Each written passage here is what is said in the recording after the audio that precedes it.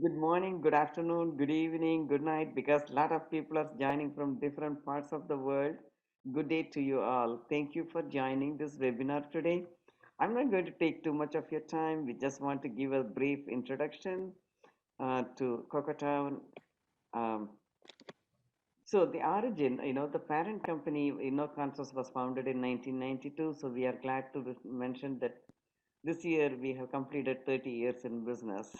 So thank you for all your support. We started originally InnoConcepts as a specialty food processing machine trading company. We were just buying and selling, primarily focusing on South Indian markets. But then we realized these machines that we were selling were used by different people for different purposes that we did not know that you could do. And then when the recession hit in 2007, we had to pivot because we were marketing on to a very small segment in US. So we were looking for where can we, change because always you have to change with the tide. So we were looking at a lot of different options, and then we found we want to have three goals. One is sustainability of the environment, sustainability of our customers' business, and also sustainability of the agriculture. So we looked around and we found the chocolate people had started making chocolate in small batches, but they didn't have the right machines. They had to be the MacGyvers, and then they had to change the machine. They usually used the wet grinder, which was originally used for South Indian grinding rice and lentils for 20 minutes a batch, but they had to make into a machine that works 24 hours a day, 7 days a week, 365 days a year. So that's where we said, okay, we will come and help you the machine part of it so you can focus on your art. So we produced the machines and then it have facilitated a lot of people to get into the business because before Cocoa Town, people wanted to start a chocolate business. They had to have millions of dollars, huge space, and they had to make ton of chocolate. So they could not make single origin chocolate that they could make right now. So this is a small timeline of our company. So we started in 1992, but it took 2 years for us to decide which one product we are going to market because, as the name says, we wanted to be innovative. We didn't want to sell Me Too products. And then, we started selling machines. And in 2006, before that, people bought it, but they bought it, as a idli grinder and made the modification. But in 2000 is the sixth is the first time we made the changes and gave it to people. And we also have the patents for our machines. And then it was going good, but then 2020 again something else happened. This time it's not a recession, but it's the worldwide standstill because of the pandemic. So we wanted to see how we can again help our customers because as our objective is to make sure our customers' business is also sustainable, we started this Empowering Chocopreneurs webinar series. And we are happy that all these industry experts and people from different walks of the chocolate making life, they volunteered to present the webinar free of charge. So all of you can, watch the webinar free and learn from them. So we are happy. Today, Leslie is going to be talking about organic farming and how he is converting Ghana into the flavor beans.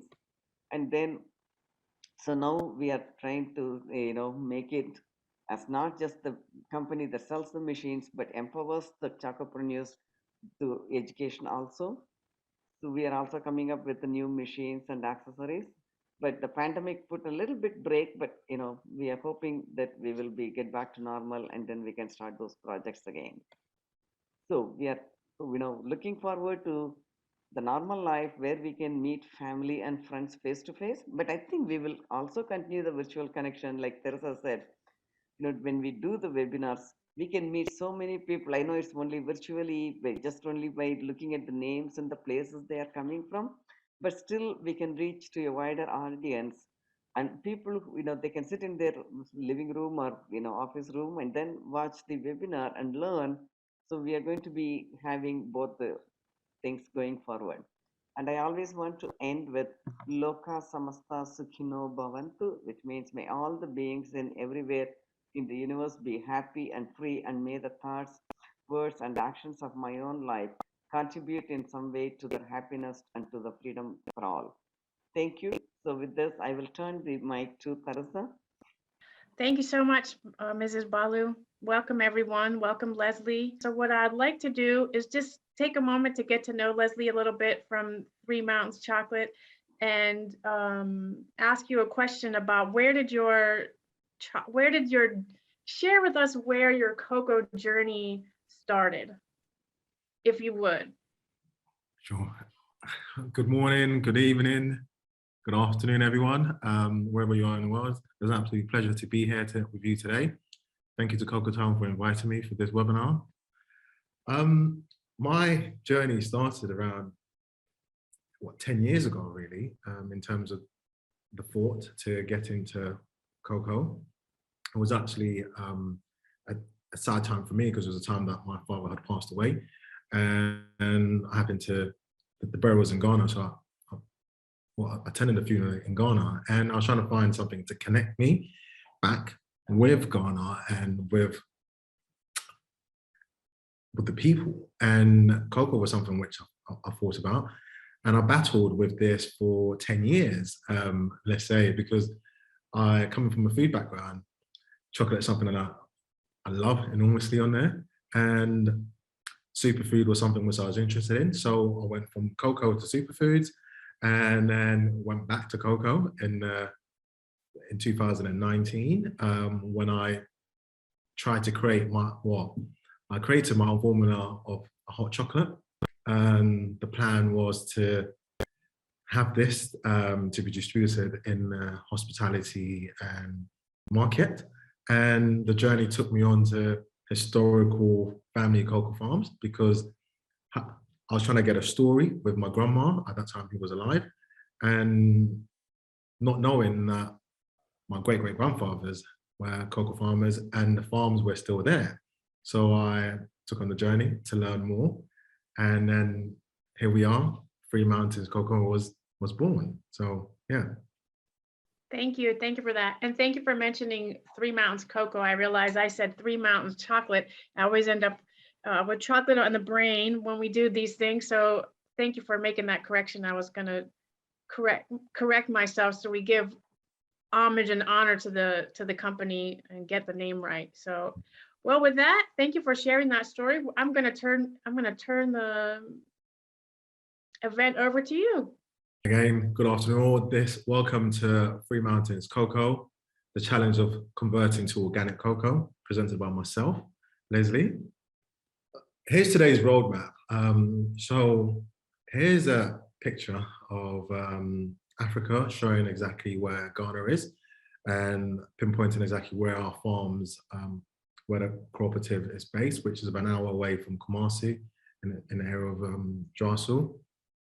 Today, we're going to talk about my visit from January to March and the trip's highlights. I've just returned to the UK on Tuesday. Yes, I turned back. And we're going to talk about the value chain, conversion to organic, capabilities, and then any questions that you may have at the end, open to answer all for you. So, introduction, obviously, we talk about myself.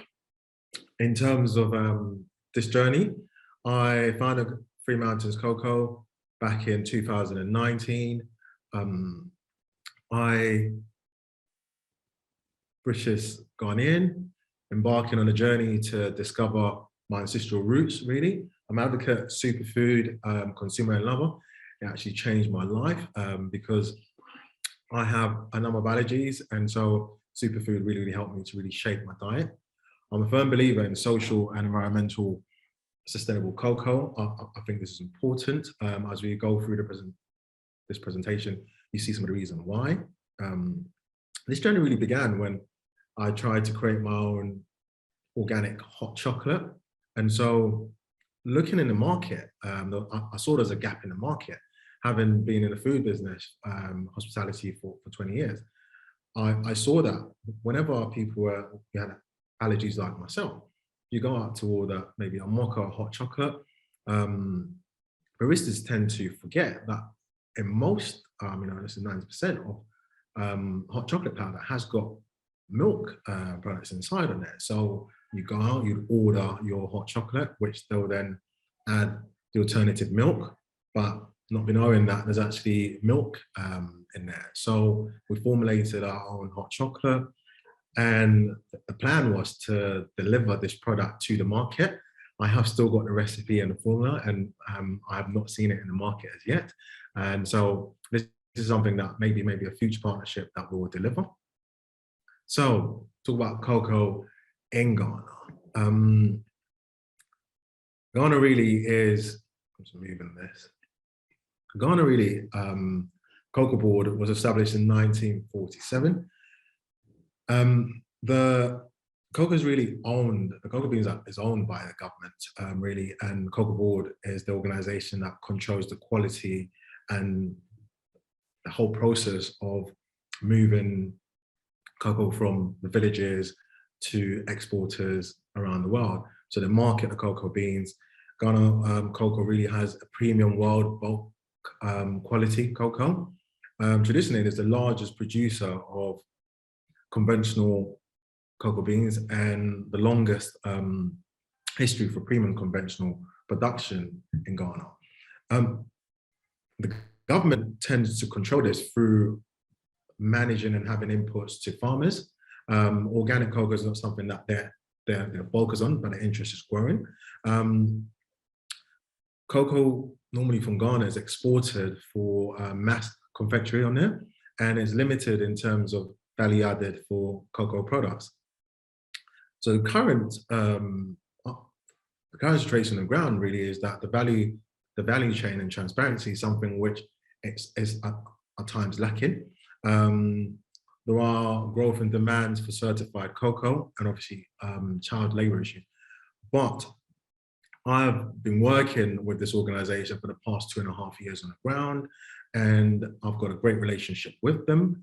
I try to be open and honest and transparent in what we're doing, and they have been very, very helpful in helping us to get through the stages that we've been in, and continues to be of support there. And there's actually an integral system in terms of their staff on the ground and us working together, which is great, really. So our aspiration really is to develop and establish an organic village based on sustainable practices on there. It's the region that we're in is amazing. So it's great for the project that we've got in place, and to entirely eliminate the risk of harmful chemicals and support ethical employment in a local farming and community through training and guaranteeing premium for their organic beans. Strengthening sort of unity with professionalism in terms of farming management, direct empowerment of women through enhanced education and medical care, and also improving the integral infrastructure and bringing in ecotourism. I say this because some of the sort of conventional way in terms of farming is a risk to the farmers, because most of the farmers there actually farm on their land and then consume spinach like consomme, and they'll then have their sort of plantain from the same land. But again, they spray these harmful chemicals, and then the water bodies that are there when you go out to sort of farm on the land in there, if they've got no water, they're drinking the water from the stream, and so they're just consuming these harmful chemicals. And when if you just see behind you, there's a picture of our donkey Fred and one of our handler 𝗖𝗵𝗹𝗶𝗶𝗀 collecting cocoa pods there. There are some green in the back there, which is contaminated. They consume that as their staple diet. And so this is, is open to elements on there that, they're washing the same water, which has been sprayed with harmful chemicals, and then consuming this. And so most people there do not have fridges or adequate cooking facilities. So you can imagine, and the reason why. And in terms of having an ecotourism, we look at the area, is that cocoa actually grown on a mountaintop. It's just beautiful. It's amazing for trekking as well. And so, our wish is for, the world and people to come and, when they turn up in Ghana for a visit, to be able to open 3 mountains for them to come and have a visit and see what it is that we're doing there. So the type of business that we are is a rural development, farming inputs and services, agricultural products and merchandise, and certified organic cocoa. We established ourselves really in 2020. So in terms of establishing cocoa in 2020, there's one thing which I missed, which was the picture there that you've seen before of 𝗖𝗵𝗹𝗶𝗃𝗃, which is of a cat, 𝗖𝗵 the cat, who I spent the whole of lockdown in Ghana with throughout sort of, because I arrived in Ghana in Jan 2020 and traveled the country. And really that shaped the experience for me to understand how the whole landscape really is in terms of farming. And then we had a lockdown, and then I happened to be lockdown with in Ghana on my own with 𝗖𝗵 in a flat, and I was looking after one there, and really spent the time to really understand and work on the structure for Three Mountains and understand the process of how cocoa is managed in Ghana, and really push and take this business forward. So in terms of forming a cooperative and understanding of that, and that was a hugely important feat for us to achieve, to have a cooperative union, because we brought together 8 zones to form into a cooperative union, and then have one president there, which took months of us going through the process with the farmers themselves, and then creating Three Mountains Cocoa in Ghana and Three Mountains Cocoa in the UK, forming the LBC, which is basically a license buying company to be able to receive the license from Cocoa Board. This is a great feat because it allows us to be able to be involved in every single process of the value chain. And then really in 2000, in bringing together our leadership team, so you have myself, directors, you have 𝗙𝗿𝗴𝗏𝗀𝗃, who I was at university with, my flatmate actually from uni, we studied the same course. So for 20 years plus, we've been friends and godparents to both our children's.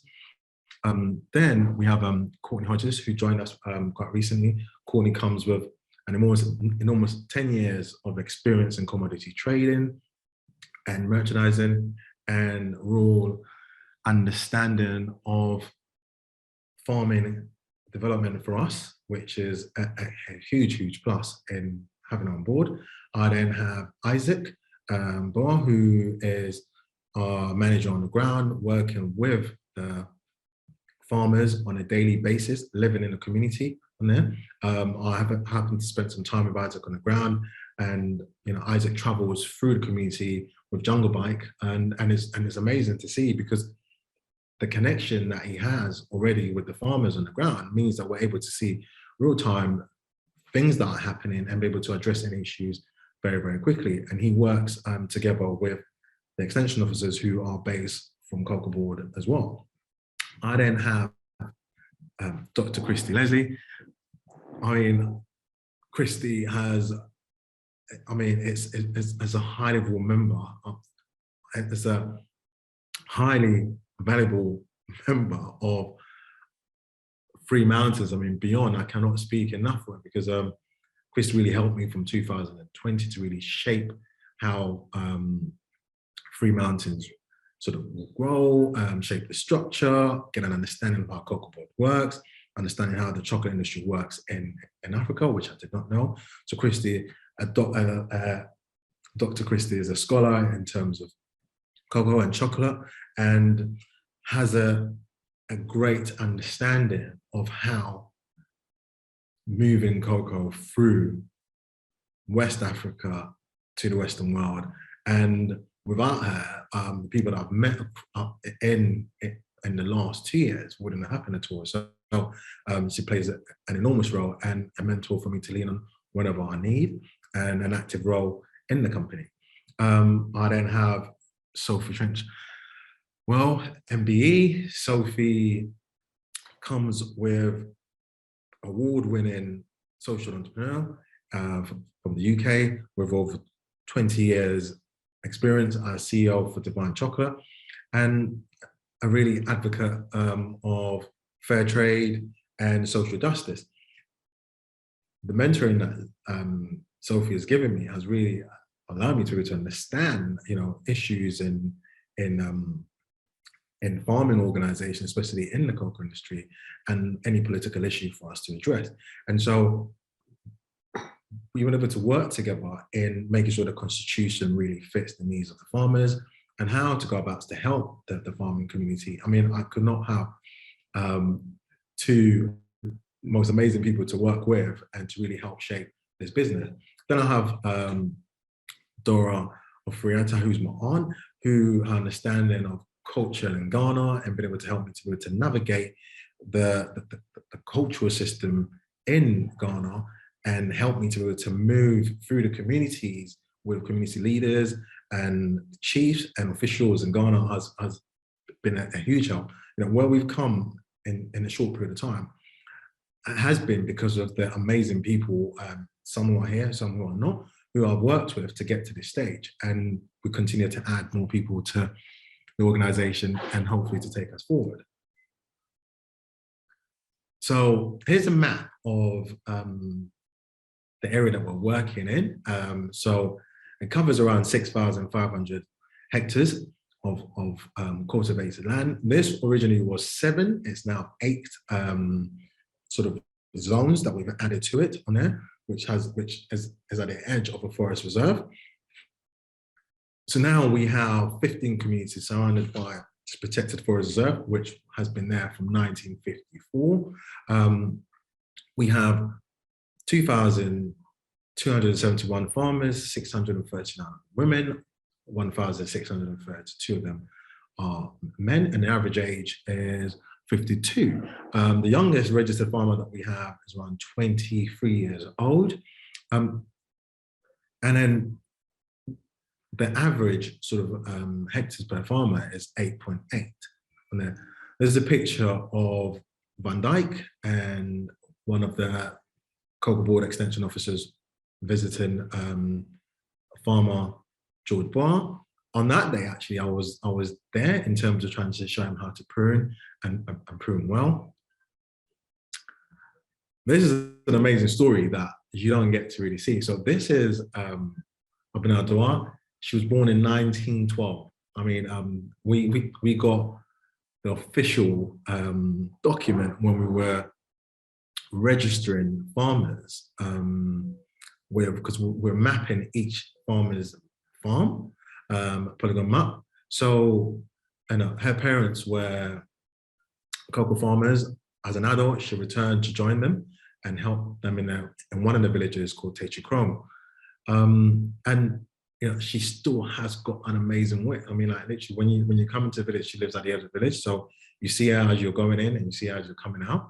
And her secret to longevity is always work harder and distant from food that's planted with fertilizer and weedicide, and do not like alcohol as well. And when we talk to her regarding organic, she remembers them farming without any fertilizers at all, and they actually receive more yield. And so she loves what the community are doing and the change that their chiefs are making in the area. To really epitomize that women empowerment in the community that we're working in. And what has kept her going for so long, doing good, has kept me alive. She says on there, to live a long life is always be good to people and do not go into people's affairs too much. We can all take from there. And I mean, it'll be a massive feat for us. She has 3 large farms who her now great-great-grandchildren actually are there looking after the farm for her, but she lives in the community herself. Here's the cooperative structure. Here's a picture of the cooperative leaders on there.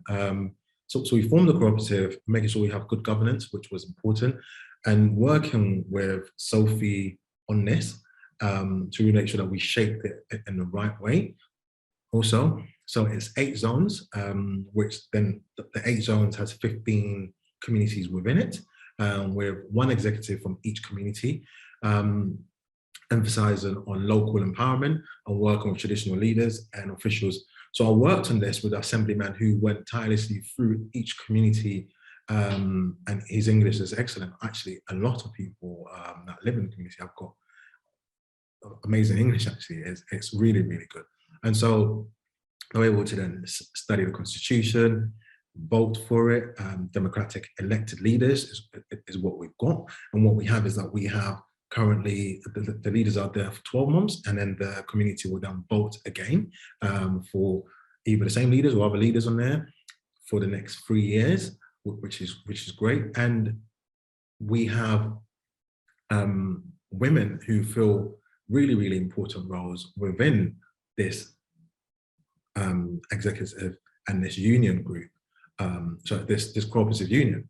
And so having women to be part of this is absolutely paramount, and it makes sure that we have change in what we do. And actually, the most powerful women in the communities are actually, well, they actually live in the household. So let me explain this well. In the households, women are the leaders of the household, and then when they come outside, they actually give their husbands, counterpart, the opportunities for them to lead.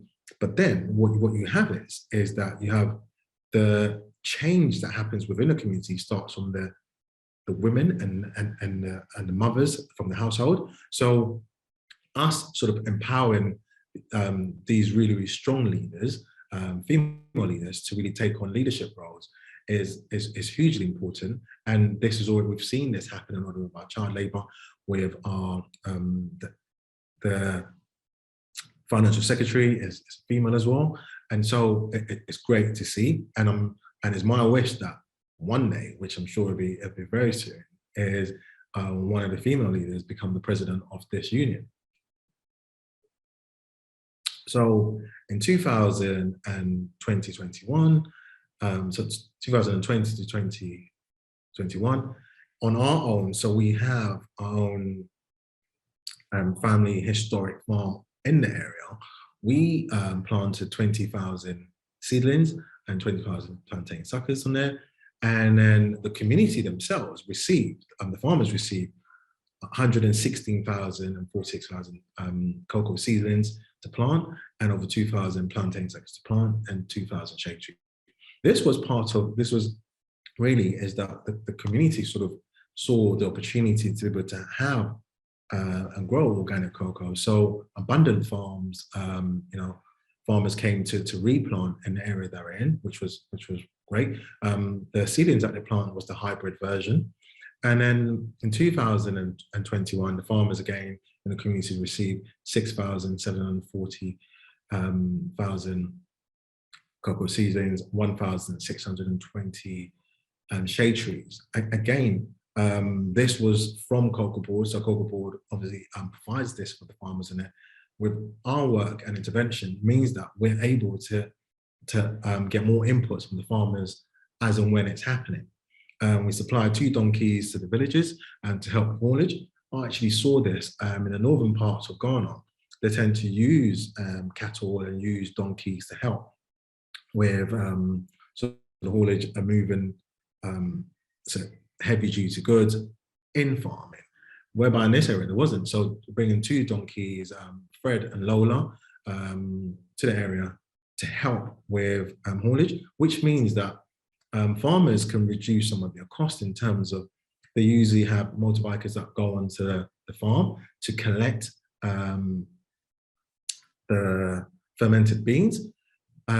Fred or Lola can usually drag around 6 bags of fermented cocoa, whereby a motorbike charging a farmer 10 to 30 cities will only take 1 bag and bring it back on them. So the introduction is for them to be able to use donkeys to reduce their overhead costs to the farmers on there.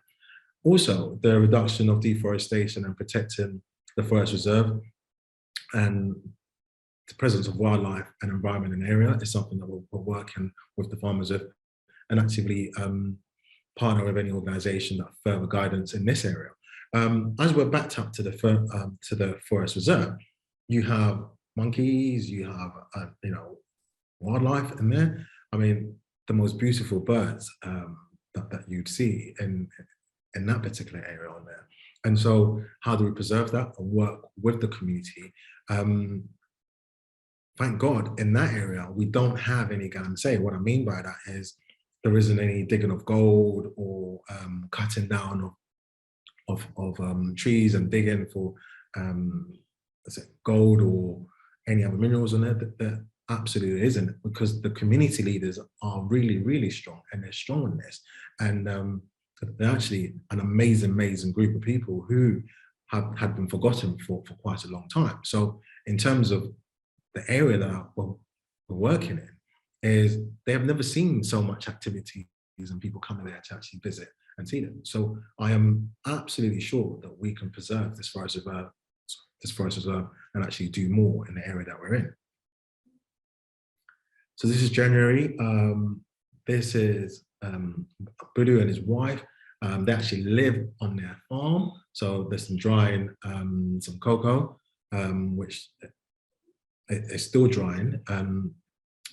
And so what we did in terms of March really was to reaffirm the 𝗖𝗵𝗹𝗶𝗴𝗏 cocoa value and reaffirm the relationship with key stakeholders, driving forward with the progression to organic certification. So what we've been doing with the farmers is training, mapping each and every farmer's farm who meets the organic criteria on there.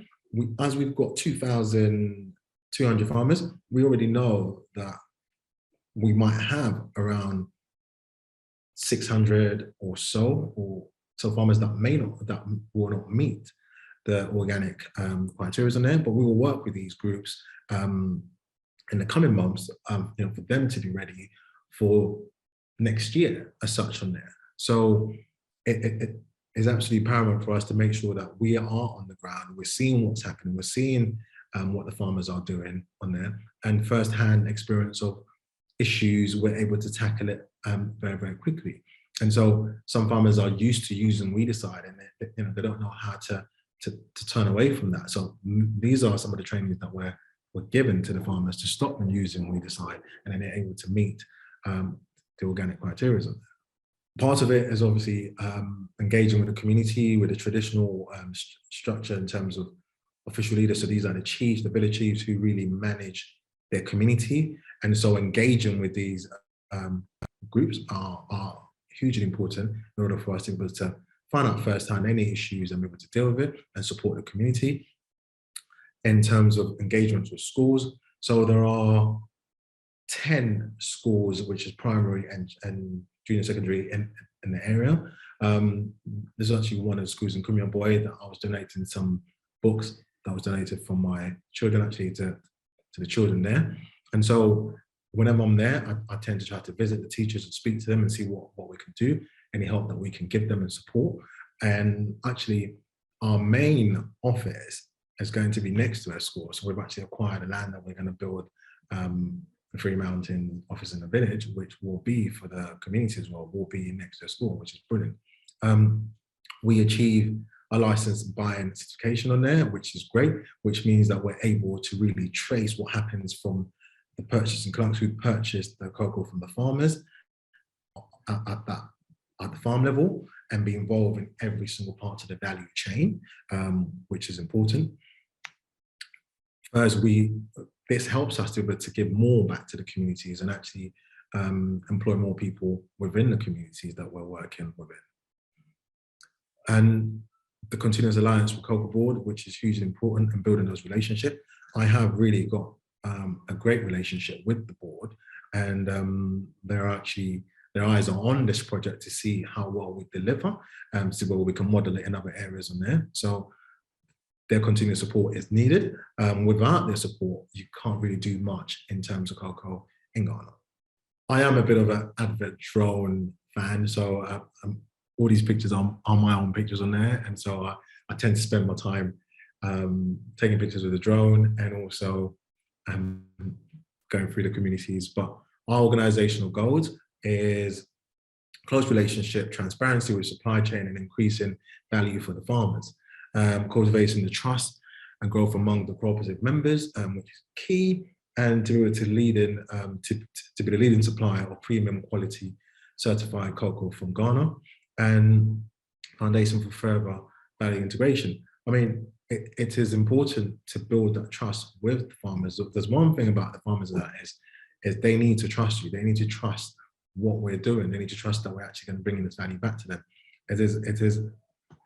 It was a vision of my own, and it's as a vision of a community from working with just 40 acres and hectares of our own family farm to now, the size of 6,500 hectares. So to do that, we needed to make sure that the farmers understand our commitment to them and how transparent we are, and obviously, and in turn, they have to be transparent with us as well, and we have to work together to deliver the goals set, which is a goal set between us in terms of Three Mountains and the community as a whole.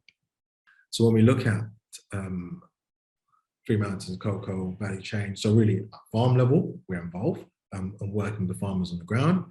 The cooperative level, we're involved with the farmers in terms of helping to shape and supporting and financing what they do. In terms of licensed buying company, we've now got a license to buy cocoa from the farmers direct. It is absolutely my wish, and what we're trying to do is find an app system whereby we can get real time. So the farmers, so once cocoa is purchased from the farmer, you can actually see in real time, or if not on the same day, the farm that it came from, the name, the amounts, every detail by the farmer, we can have that. And then in turn, the farmer can have the same information. So then there's transparency throughout what we do. And then obviously the Cocoa Marketing Group, and then the FCC members to export the cocoa. We're not there ourselves, but we're working with other FCC members to export the cocoa to buyers. So conversion to organic is the challenges that we have. This is Charles, that one assemblyman, talking to the farmers in terms of training and having meetings with them. So here we are. The challenges and our solutions are there. So safety concerns. Farms in Ghana cannot yet easily access safety training and organic inputs. If you are in a community and you see even conventional inputs, they struggle to receive. But what we were able to do is our solution for them is to create this organic village, and in growing organic cocoa and replacing harmful chemicals and providing training for individuals and farmers. So we're able to really train and get involved in farmers and understanding, showing them the risk of using conventional inputs and what that creates. I mean, if you're in a community and you see some of these young men go out to spray, I mean, you cannot even breathe, and half of them will tell you that they cannot even sleep. I mean, their system literally shuts down for 3 days after spraying, because they live in the community, they're consuming it as well, because they can't afford the protective clothing for spraying these harmful chemicals. And so, and us replacing this, we know that in the next few years, we will change that whole community and be able to, we'll have more people living to 110, like up in 𝗖𝗿𝗴𝗲𝗀𝗃 there, instead of people dying earlier from the risk of these harmful chemicals. There's a huge generation gap in terms of the farming population. So there's 52. Farming is seen as an old man's occupation. So you can imagine me turning up and trying to do farming in this community. Some of the young men was like, am I absolutely crazy or what?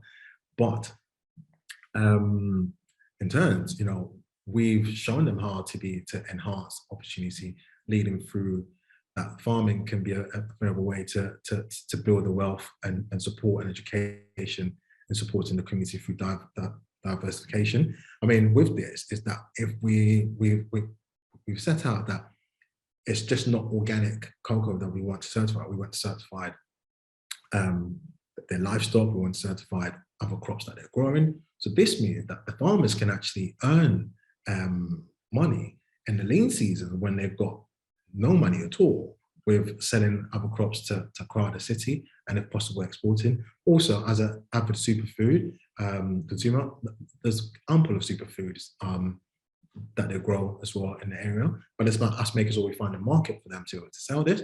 Also, what you see is farmers tend to use their livestock as a bank.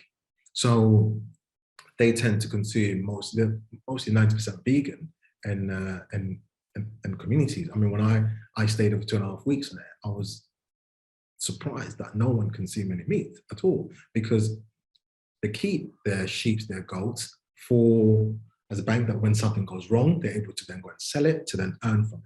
Well, you know, that's the opportunity for us to help them to be able to really farm the livestock better, and also to earn income from it, because organic sheep, organic goat, organic pigs, organic chicken is absolutely premium in the city, and so we can help them to be able to farm better in that, and also help them to earn more income, because generally farmers tend to earn money once a year, and in the rest of the time they have no money at all. And so if you go into communities during Christmas time, or during, let's say, October till January, they're happy, there's money moving around because they're selling the cocoa. Apart from that, there's a huge struggle in the communities. So how do we make sure that, you know, that pinch it's reduced? And you find that farmers grow in that area their own food for consuming it. And so how can you help them to, you know, food for the household, but be able to sell the same ingredients or let's say food items to people in the city who consume the same food items. So this parts of what we're going to do. Systematic oppression. So when we look at commercial cocoa model, it lacks transparency, with profits not distributed down to the producers. Now, what we're looking at is to be more transparent, build a sales relationship that ensures that operators receive their organic premium and remain transparent through. This is where the app system will really showcase what we're doing. We'll be able to basically monitor from where we are now, and as we go through the years, actually the improvements that we're making to the farming community and the earnings of the farmers that are there. And us being part of every single value chain means that we're able to see the impact that we make across the board. This is a picture of Fred and one of Azuma's children on there. And the donkeys are really loved in the area, actually. So Ghana's deforestation is another challenge. Whereby Ghana has already lost a significant portion of the rainforest of cocoa farming from 𝗖𝗵𝗹𝗲𝗀𝗋, leading to a lot of deforestation on there. Gladly, in the area that we're in, we don't have this problem. But again, it's for us to encourage the farmers to biodiverse in terms of biodiversity and the forest preservation and restoring through improved agricultural practices and wildlife protection. It's something whereby I have seen firsthand myself that farmers go out to only, let's say, go and try to cut down trees, hunt endangered species, just because they have no income and they're just trying to get some income. And so when you see a farmer go and hunt an endangered species, they're not going to consume it, and they're going to try to sell this for as cheap as possible to anyone that can buy. And so with the hunters, is the plan that I've got is for us to work with them to really help them farm, you know, livestock, which they can earn, you know, triple the price of what they do for hunting a bushmeat, for instance. And also for the community leaders is really to teach them more and educate them on how to preserve the forest reserve that they've got there, which is, and like, it's a picture of beauty. When it rains there, and it's just a beautiful sight to see. And also it's so green. I always say, if you're feeling down and you're depressed, come and spend a week in that area. I love nature, and that is one of the most beautiful places to be. So whenever I get the chance, I try to spend at least a week or so. That I've spent 2 weeks in the area. I will tell you, there are no fridges, you know, and sort of you cook for a very traditional old way. But also, I turned up there only a couple of weeks ago, and there was no power for 7 days. You can just imagine, you know, you're going to bed at like 7 o'clock, you're waking up at 4 o'clock, but it's amazing for the system. And anybody that wants to experience this, please let us know. It's amazing to be there. There's a limited processing in Ghana in terms of chocolate makers willing to pay for organic premium beans. But here's the thing on there, is that we're trying to forge stronger relationships with buyers and that are aligned with the same values.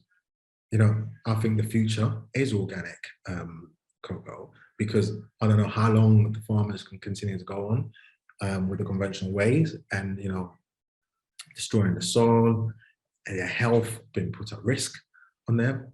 I do think that this is something that will be the future.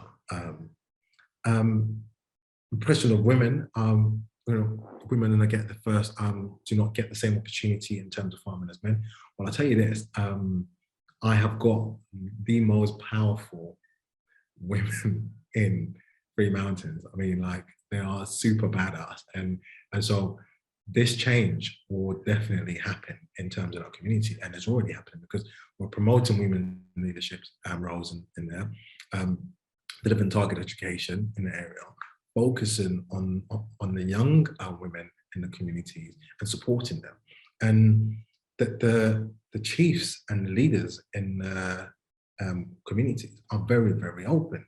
And so we actually have got we've got several queen mothers that I've met, and, you know, they are really, really powerful in what they do in the community. So really, for me, it's about educating the young women not to get pregnant early and to further education. And when you meet some of the young women in the community, they want to be teachers, they want to be nurses, they want to be doctors. How do we help them to do that? And then how do we help them to come back to the communities to really support them? So we have here the intermediate capabilities. So we looked at box fermentation, exceptional flavors, samples available, and quantities available as well, and organically certified. So I worked with the farmers over the last 2 years, really in terms of fermentation, heat fermentation, box fermentation, flavors, coming from a hospitality background. Ingredients, you know, quality ingredients are paramount to anything, really. And I, you know, avid, you know, superfood, organic consumer myself. I do not compromise on the quality of ingredients for anything at all. And so this is Mr. Saki, one of the chiefs, and the chief of 𝗖𝗵𝗹𝗶𝗃, and this is him testing out box fermentation and learning about it on there. So generally, farmers will farm traditional heap with plantain or banana leaves, and every 2 days they'll go and turn it over, and then on the 6th day they'll take it out and dry it. It's actually sun dried in Ghana on mats across. So what we've done is just try to understand the flavors from each farmer. So in terms of working with each farmer means that we're able to see the flavors from their cocoa farm, because traditionally Ghana's cocoa beans are just mixed. But what we've done is that we've had some trials in terms of using fruits, tangerine, mangoes, and then we've done produced bar from it to see what they taste like on there. And some of the flavors that we've seen through the communities are got fruit notes like black currant, citrusy lemon, traditional chocolate notes like caramel and fudge. And it's been compared to other, let's say, South American beans at times in there. And in terms of the cocoa types on there, so you got the forastero, we've got the Trinitario, and we've got the hybrid cocoa there. But we have farms that were there from the 1940s and 50s. And what these communities did was, they obviously had their own seedlings. And so we have just an amazing variety of different types of cocoa in the region. So the main thing for us is, which is going to be great, is that our plan is for the larger farms to be able to sell. So for instance, to have just Mr. Saki's beans go to bean to bar producer or chocolate maker, knowing this is the flavor they're going to receive, and the cocoa is not mixed. And also and we can do any trials at all. And if there's a particular chocolate maker or bean to bar maker that wants box fermentation, we can work with the farmers to deliver that for the company if needed. So in terms of samples available for the US, for EU, for UK, for Asia, if anyone's interested, our target for this year is for us to try to achieve 500 metric ton of available beans from main harvest, which will be October 2022.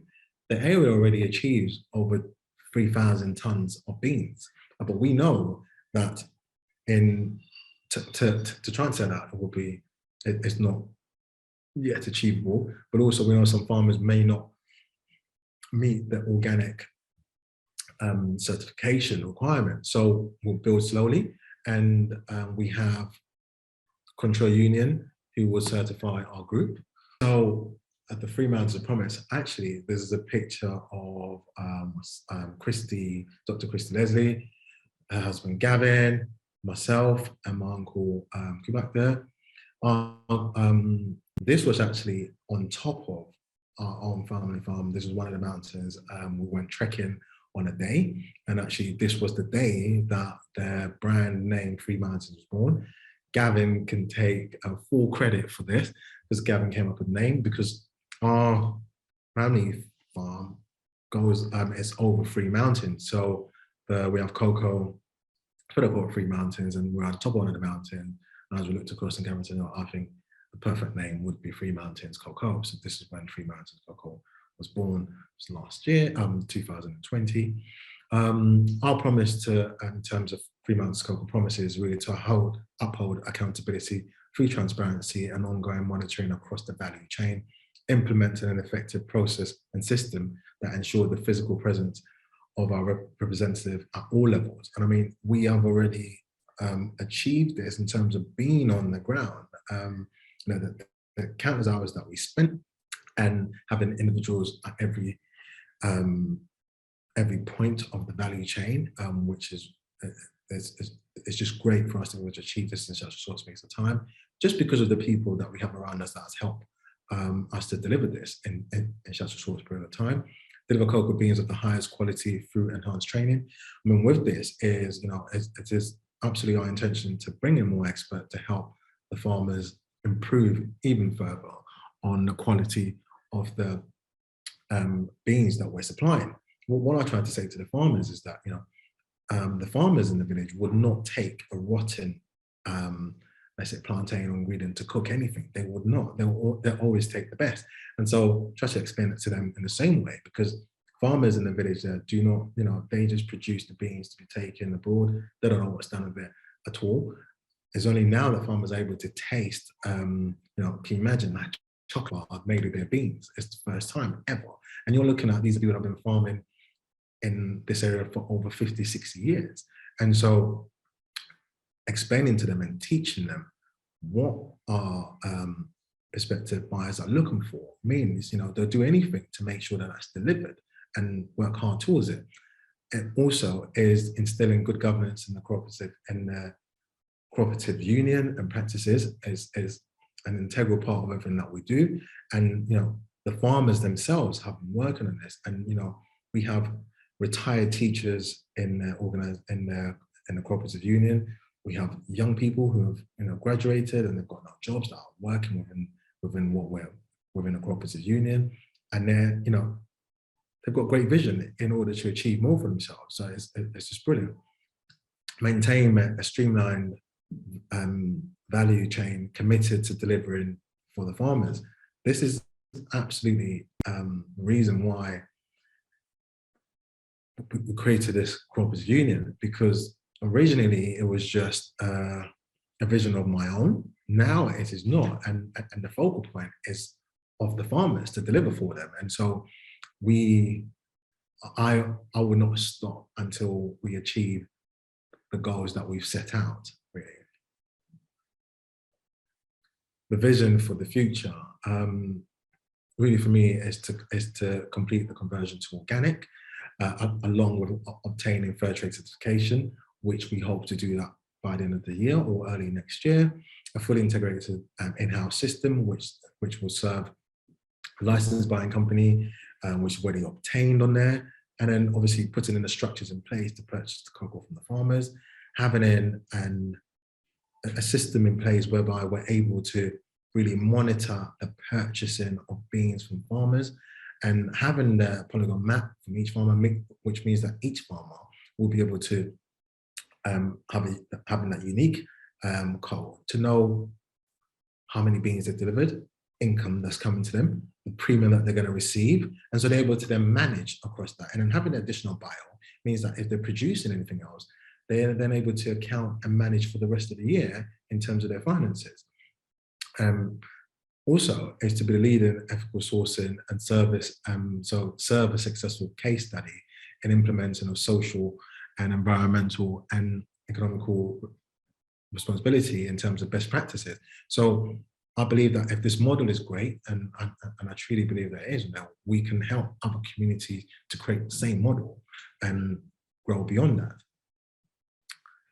A supplier of choice, become the leading supplier of premium quality certified cocoa in West Africa. I think this is achievable, and so it's something that we'll work hard towards. I plan to travel a lot more in the region of Africa, really, to learn more, and so my wish is to go and visit a few more cocoa growing communities in Africa and in South America, which I haven't done as yet, but it's something which we'll definitely do. But luckily, I've got an amazing team that have already done that, so we're able to find out to get the best experience possible. This is me on one of the trips on there, is how you see me traveling. I really want to thank you for giving me an opportunity to share with you what Three Mountains is about and our journey so far, and for you taking the time out today to be with us on there. You can scan me on there, just a QR code, and email me with any questions that you may have later after the webinar. And really, the vision for us is to be able to take this to make this, which is a sample bar that we have, and this is a sample bar made from the 𝗖𝗵𝗹𝗶𝗃𝗀𝗀 in 𝗙𝗵𝗵𝗃𝗀𝗀𝗃 26. So we know that we can create chocolate bars from specific farmers, and beans bar makers are able to put that on their label in the future. I thank you so much, and I'll pass you back to any questions.